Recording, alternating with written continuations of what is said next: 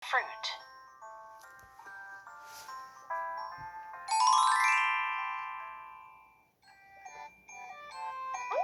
Grace is such a rude girl.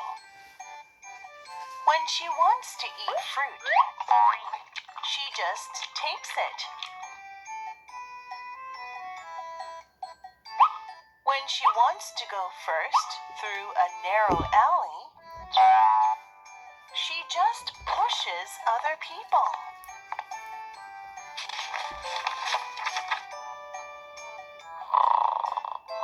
There is a rumor about a giant in Grace's village. The trees in his castle grow fruit that smells so nice, so people can't just pass by.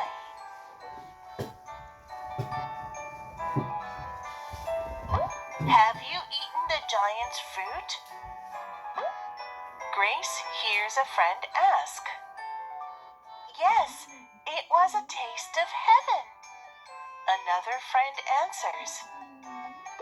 Grace wants to eat the fruit too.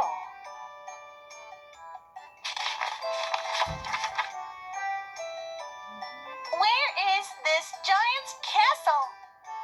Grace asks. On the top of that mountain, the boy answers. Oh, okay. But Grace, the boy says, you should be careful. You should be really polite. Right, the giant eats rude people, the other friend says. Grace doesn't listen and just runs toward the mountain.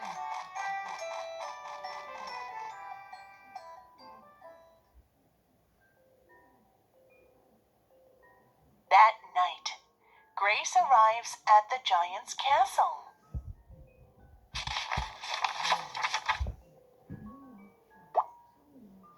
There is a doorbell on the side.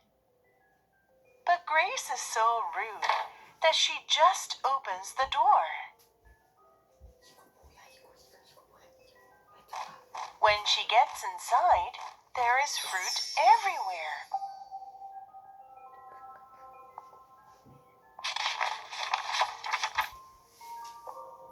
Grace finds some baskets and starts to pick fruit without permission. Soon, the baskets are full.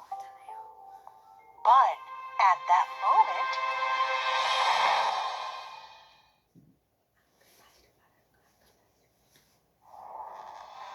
you little thief! The giant shouts. He picks her up and swallows her.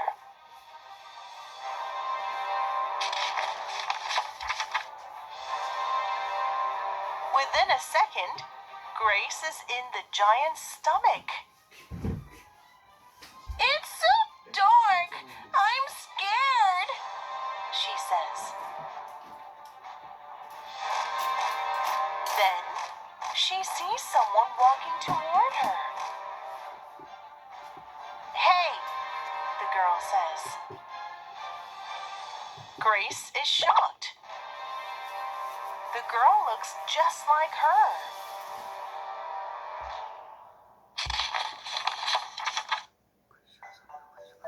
Oh, you have nice shoes, the girl says. She just takes Grace's shoes. What are you doing? I need them, Grace says. What's that? The girl says. Let me have it. I'm hungry. She snatches Grace's fruit and eats it. You are really rude, Grace says.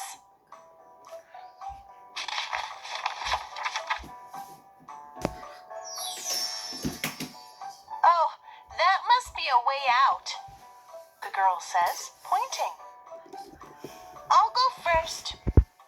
She pushes Grace down and disappears. At that moment, Grace realizes how rude she has been to everyone. She feels bad.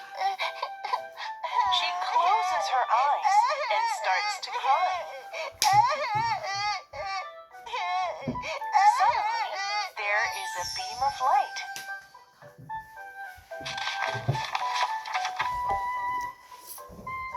When Grace opens her eyes, she is in front of the castle again.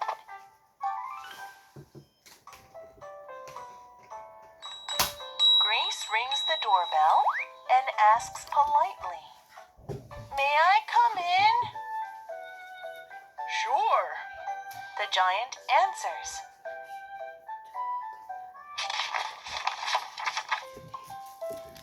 "May I have some fruit?"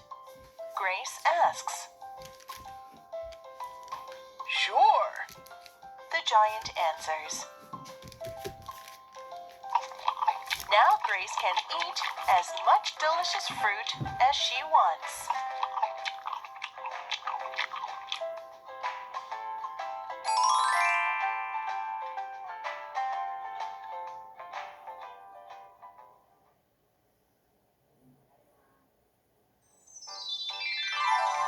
Finding Miss Chopstick.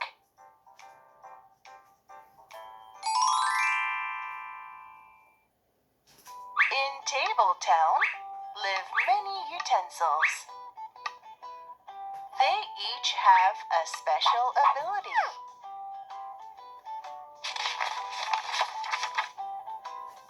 Mr. Spoon is good at scooping rice. Mrs. Fork is good at twirling noodles. Mr. Knife is good at cutting steak.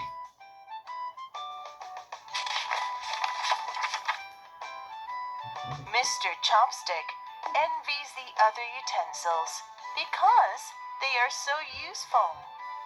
He wants to be like them. Maybe I can scoop soup.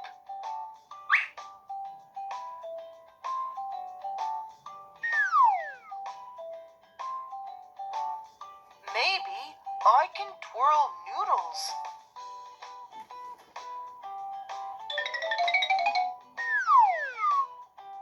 Maybe I can cut steak.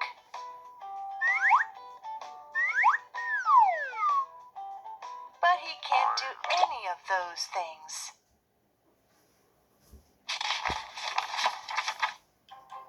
I can't do anything. Mr. Chopstick sighs. Mrs. Spoon appears. "Cheer up, Mr. Chopstick," she says. "But Mrs. Spoon, I can't do anything on my own," Mr. Chopstick says. "Aha! I have an idea," Mrs. Spoon says. "Why don't you find someone just like you?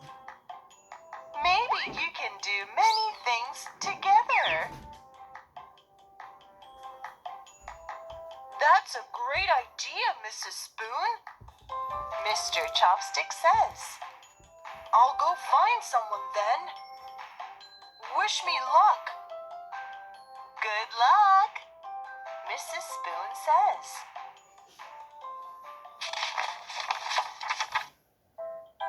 Mr. Chopstick begins his adventure.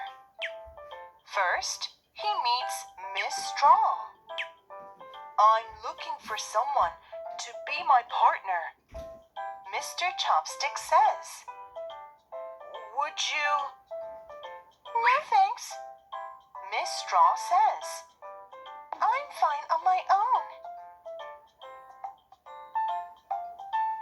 Then Miss Toothpick appears. "Hey, how about me?" "Sorry," Mr. Chopstick says. "You're too small."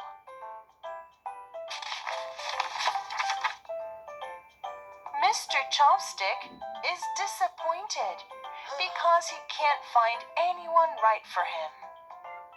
Then suddenly, he hears someone calling for help. It's Mrs. Spoon. Her son, Little Spoon, is in danger. Oh no, Mr. Chopstick says. I want to help, but what can I do?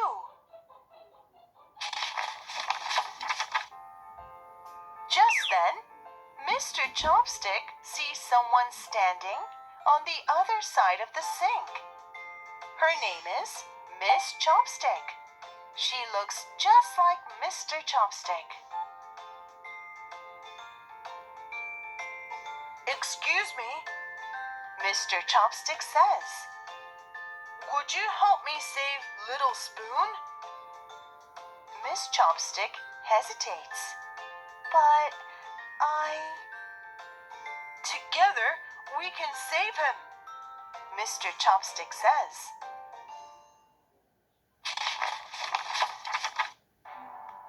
Mr. Chopstick and Miss Chopstick put their arms around each other. Then they pick Little Spoon up together.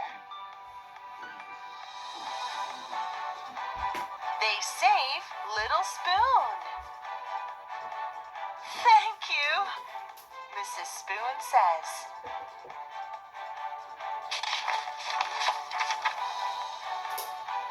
Together, they can do many things. So from now on, Mr. Chopstick and Miss Chopstick will always be together.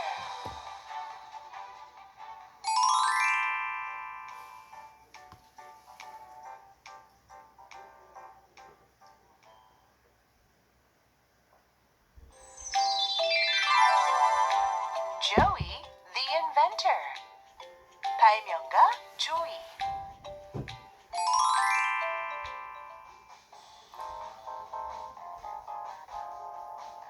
Joey is an inventor. He likes to help his friends with his inventions.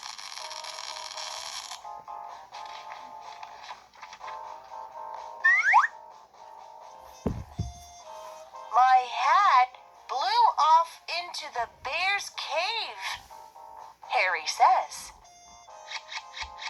Joey uses a robot he made to get the hat.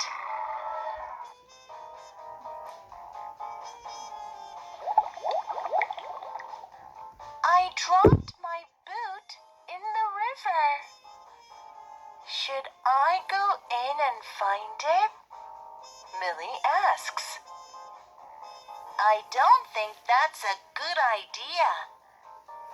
Use my robot to find your boot instead, Joey says.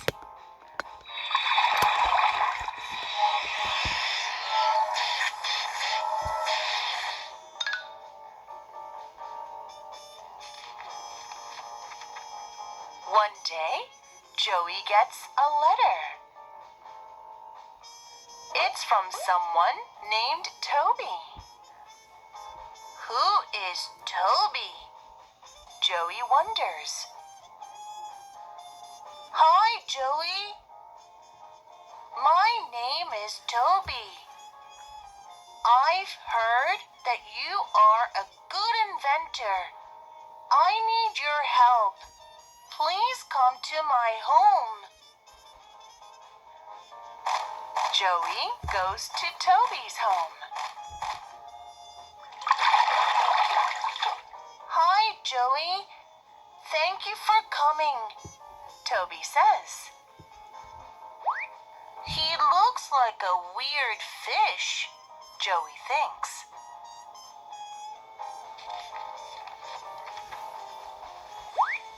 I am a frog. But I look so different from my mom and dad, Toby says. A frog? Frogs don't look like you,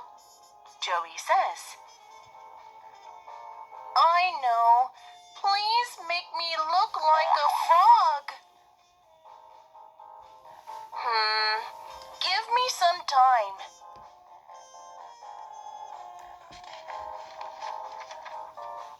Joey goes back home and thinks for a while. Frogs have legs, but Toby doesn't have legs. I'll make him some. Joey starts to make robot legs. It takes him several days to finish.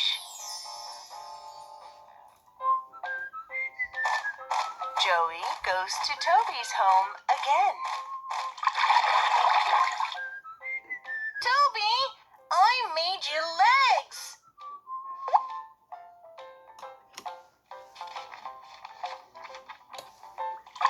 When Toby comes out of the water, Joey is surprised.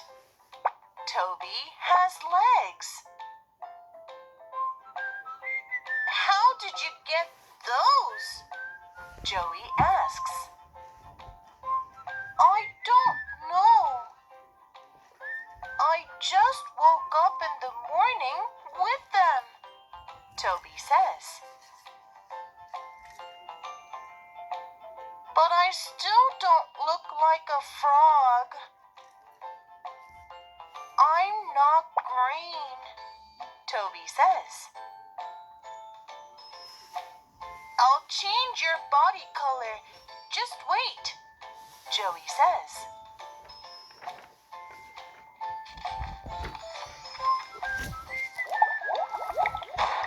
Joey makes a potion that can change body colors. It takes him several days again. He goes back to Toby's home. Toby, I'm here with a potion, he shouts. When Toby comes out of the water, Joey is surprised again.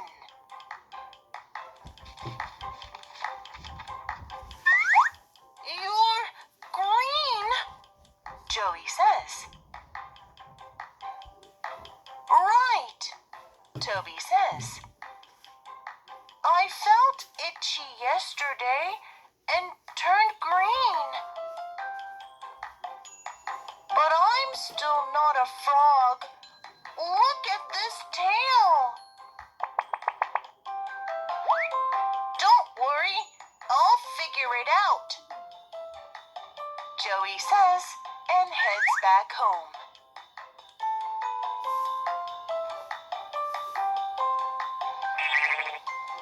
What should I do about his tail? Joey thinks it over.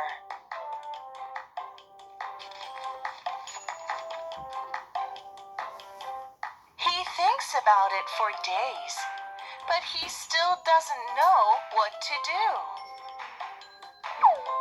I have no choice, Joey finally says. He goes to Toby's home. Hey, Toby, Joey says. I'm sorry to tell you this, but... Suddenly, Toby jumps out of the pond. Hey, Joey, look at me. I've become a real frog.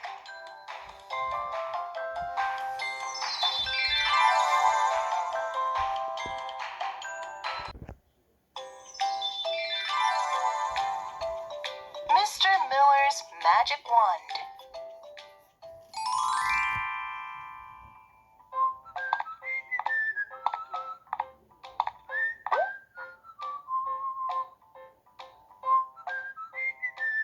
Wow!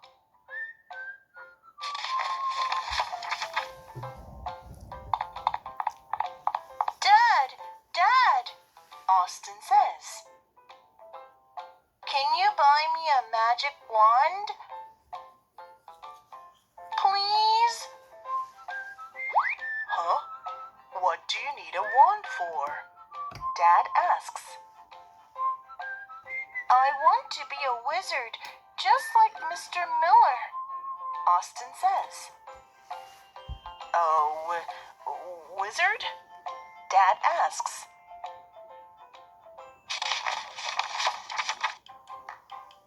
Yes, Dad. When Mr. Miller taps his magic wand, people quiet down. His wand can make people move. It can also make people cry or smile.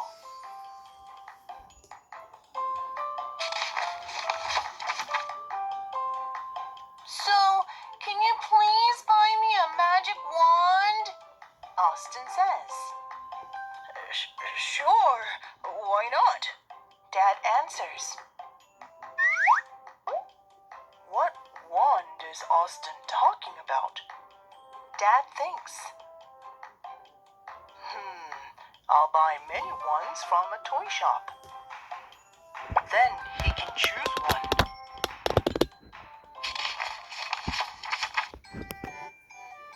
That night, Dad gives the toy wands to Austin. But Austin is disappointed. These aren't magic wands, Austin says.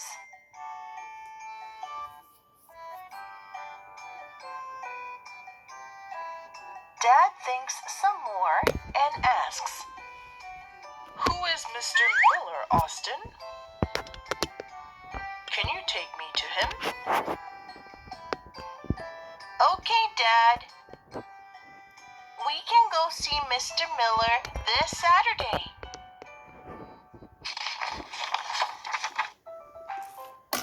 On Saturday. An auditorium? Dad says. Yes, Dad. That's where Mr. Miller will be. A wizard in an auditorium? Dad and Austin go inside the auditorium. Good evening, ladies and gentlemen, the host says. Please take your seats. Hurry up, Dad. Let's take our seats, Austin says.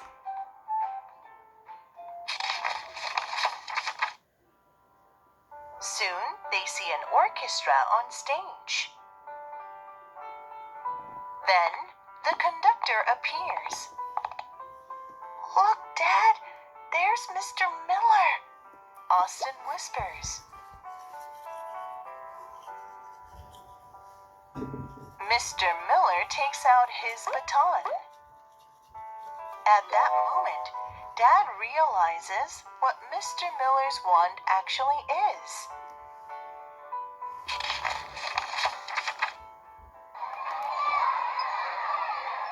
Mr. Miller taps the music stand with his baton.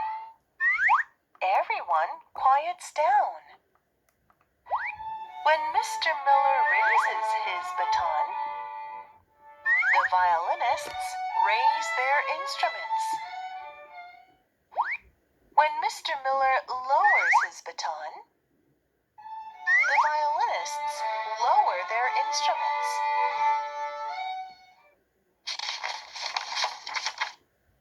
Whatever Mr. Miller's baton points to makes beautiful sounds. His baton makes the musicians move. It makes people cry.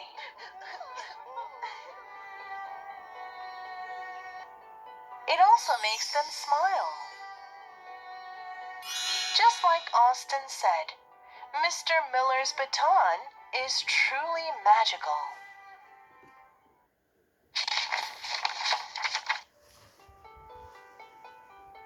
Dad smiles at Austin. Austin looks at Dad and says, "See, Dad? That's the magic wand I told you about."